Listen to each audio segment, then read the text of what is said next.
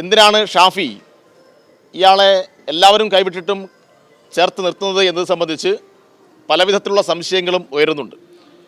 അതിൽ ഷാഫി വടകരയിൽ മത്സരിക്കുന്ന ഘട്ടത്തിൽ അങ്ങേയറ്റം ജനാധിപത്യ വിരുദ്ധമായ നിലയിൽ ആ തെരഞ്ഞെടുപ്പിനെ തന്നെ വർഗീയവൽക്കരിക്കുന്ന അനുഭവമാണ് നമുക്ക് അന്ന് കാണാൻ വേണ്ടി കഴിഞ്ഞത്. അവിടെയാണ് കാഫിർ സ്ക്രീൻഷോട്ടും അന്നത്തെ അവിടുത്തെ സ്ഥാനാർത്ഥി ശൈലജ ടീച്ചർക്കെതിരായിട്ടുള്ള വ്യാജ വീഡിയോ നിർമ്മാണം ഉൾപ്പെടെ നടന്നിട്ടുള്ളത്. അത് നടത്തിയതിനും അത്തരം കാര്യങ്ങൾ പ്രചരിപ്പിച്ചതിനും ഭാഗമായിട്ട് കോടതി UDFിൻ്റെ ഭാഗമായി നിൽക്കുന്ന ലീഗിൻ്റെ ഒരു പ്രധാനപ്പെട്ട പ്രാദേശിക നേതാവിനെ ശിക്ഷിച്ച അനുഭവം നമുക്ക് കാണാൻ വേണ്ടി കഴിയും. 2 പേരെ ശിക്ഷിച്ചിരുന്നു. ഇനിയും ഒരുപാട് അത്തരം നിയമ നടപടികൾ മുന്നോട്ട് പോയിക്കൊണ്ടിരിക്കുകയാണ്.